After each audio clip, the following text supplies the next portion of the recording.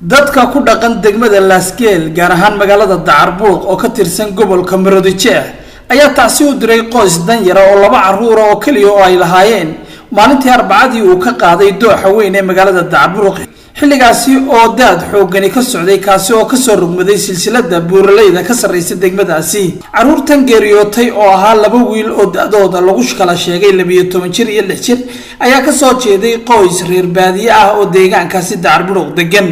warka ayaa sheegay in caruurtan daadku qaaday iyaga oo biyo ka dhaansanaya dooxa weyn oo soconaya halka abahoodna uu ku maqnaa waqtigaasi geel ka lumay hooyadoodna cisbitaalka weyn ee Hargeysa u taalay xaalad caafimaad iyo ilmo lagu qalay oo isna geeriyooday dadka ku dhaqan magaalada Dacarbuuq ayaa tacsida kadib dadka muxsiniinta iyo xukuumadaba ugu baaqay in la soo caawiyo qoyskan geeriyaha xanuunka badan ee iska barkani ay ku dhaceen Ibrahim Maxamed oo dadiisu ahayd 12 jir iyo Maxamed Ibrahim Maxamed oo dadiisu isagana ahayd 6 jir aabahoodii hooyadood bay ka maqnaayeen oo uu ka soo qaaday dooxa xagga sare Ibrahim Maxamed Ali oo intaasida u dirayno gabadhiina ay dhakhtar kaga jirto oo marka horeba lagu qaaday fool ilmo yar lagu soo qalo baqtiya aabahoodna uu baadidoon awr ka luntay uu ku maqnaa agagaarkii 5tii galabnimona uu soo qaaday daadku la helay markaas subaxdii ku xigtay subaxdii dambe laga soo helay meedkoodii meelo kala duwan shalayna lagu aasay xarunta degmada Dacarbuuq يعني waxaan u joognaa inaan u tacsidayno la wadaagno walaalkeen dibta soo gaadhay aan la qaybsano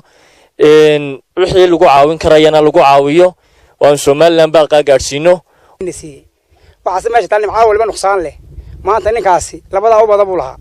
labadiisii u badaha isagoo ka maqan oo reerkiisi maxaan ku raacday xaaskiisii dhakhtar ku maqan yahay isaguna baahidoon ku maqan yahay ayay masaa'ibtaasi la kulantay labadii u badaha daad baa soo qaaday mid waxa laga helay goobahan aan joogno goob ku dhow midna goob ka hooseysa laga helay maanta waxa lagu aasay xabaalaha degmada Laasgeel ayaa shay lagu aasay oo bishu ahayd 29 bishii shanaad waxaan u sheegaynaa dadka muslimiinta kuwa halkan joogay iyo kuwa maqanba kuwa dibadda joogay kuwa dalka joogaba inay soo caawiyaan wixii ay kari karayaan ilaa wax caawiya ilmaha dhashay ayadoo qalan oo kii hore lagu qarina ka dhintay ayay dhakhtarka taala labadii ay kaga tagtay gurigana waa kuwa la aasay waxa ka horeysay sida loo sheegay in ka horeysay 5 caruur 5 caruurina ay hor uga dhinteen maanta serious self waxa taagan yihiin waa nafar waa labadooda waa weeyaan aabii iyo hooyadii oo kaliya oo midna dhakhtarka yaalo midna dibtiisa aanta baadon lagu soo helay inankaasi ayaan baaq dheer baan sheedinaynaa insha Allah bidmillaahi kariim ilaah weyna waaxadkiinu gargaar uga soo ayaan ilaahay baan uga baryaynaa ta kale waxaan leeyahay dadka deegaanka u dhashay iyo madaxweyne uun lama yiraahdo waa in dadkii deegaanka u dhashay xildhibaanada lahaa ee baarlamaanka lahaa ee kale deegaanka u dhashay waxaystay inay ganacsatada lahaa inay soo caawiyaan geerida masaa'ibka ee ninka ku timiday isagoo baadidoon ku maqan isagoo gabadhii dhakhtar ku jirtay umul tahay sideedaan halkaasi uu labadii caruur ahay gurigii kaga tageena sidaas uu ku dhintay gabadha waxa lagu soo qaaday rabraba laga soo qaaday halkii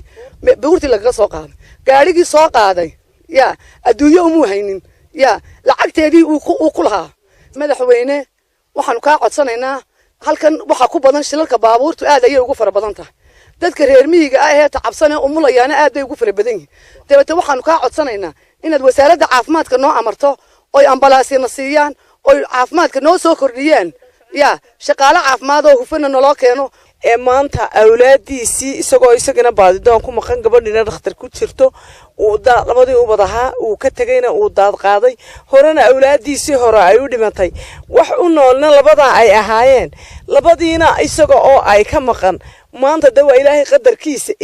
ilaa daadku soo qaaday waxa weeyaan shayba magaalada Dacarbuuq lagu aasay qoys iska danyar bay markii horena ahaayeen horta ilaahay baa xuga gali kara marka waxaan leenahay insha Allah marka u horeysa horta ilaahay samriye iimaan ha ka siiyo marka xigtana waxaan leenahay ilaahay awil khayr qaba oo degdeg ah siiyo hadii ay tahay madaxweynaha hadii ay tahay hay'adaha madaxa banaan leh hadii ay tahay kuwa dibadaha jooga hadii ay tahay ganacsadayaasha hadii ay tahay cidii danaynaysa ee maanta degmada ku nool iyo wixii muslimiinaba waxaan leenahay maanta bishii barakeysnayd baynu ku jirnaa bishii Ramadaan baynu ku jirnaa 10kii dambaynu ku jirnaa qoyska danyarta ee maanta gabadhina ay bogto ay dhakhtar taalo iyadoo ilmo lagu soo qalay haddana waxaan kugu yidhi labadii kale ay ka tagtay labadiibana ay weyday oo maydkood midba meel laga soo helay oo dooxaasi qaaday iyadina weli al'aana ay dhakhtarka ku jirto waxaanu leenahay cid kastoo muslimiina cid kastoo danaynaysa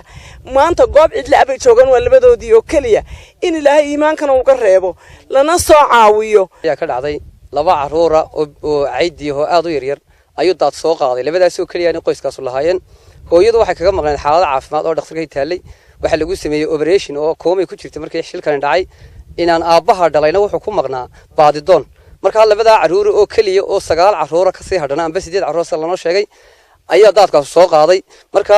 xaaladaas dhacday ilaahay samir ha ka siiyay iimaan waxa laakiin inaga inoo taala waxa weeyaan in la caawiyo qoyskii waayo xaalad caafimaad bay ku jirtaa hooyadii waxay u baahan tahay caawin degdeg ah haday noqoto xaalad dhakhtar lagu geeyo maxaan ku dhahay meel kale oo loo qaado aabaha laftarkiisu halkan waa kan taagan isaga laftarkiisa baydoon baa lagu soo helay isagii baydoon tagay markii dhibaatadan dhacday isagina baydoon baa lagu soo helay maanta xayntii reede u hadhay waxa raacaya reeri jaarka ah caruuroodii sida awgeed waxa looga baahan yahay cid kasta oo danaynayso muslimiina amba dawlad amba shicib arrinkani waa arrinkii ka dhacay masiibadii dabiiciga ah ee gobolada bariga oo galbeedka oo kale ka dhacay si lagu hayo kale ee madaxweynuhu tagay qoysaskii ilmaha kali ka hadhay oo kale qoyskan waxa ka hadhay hooyo iyo aabo hooyadii dhakhtar taalo aabihiina xaaladiisu alla samir ka siiyay aanay aad u wanaagsan oo garayska qof weyn oo waa kali garab taagan sida awgeed waxaanu leenahay cid kasta oo danaynaysa waa in xaaladiisa hoos loo eego ee labada ahaa ee walaalaha ahaa ee maalintii arbacadii ay masiibadu ku heshay dooxa Dacarburuq magaalada Laaskeel ayaan tacsiyalka uga dirayaa maxaa yeelay deegaanka iyaga nimankii aanu ka soo saaraynay ee baarlamaanka lahaa ee xildhibaanada lahaa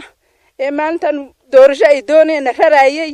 ee nageynayay meel waraaba joogiyo meel baxal joogiyo meel dacwo joogtiyo meel libaax joogo dooxa caloolo ee magaalada Dacarburuq ayaa inta badan sababo dhimasho dhinacyo badan xilli roobaadka hoobo badnaadaan gaadiid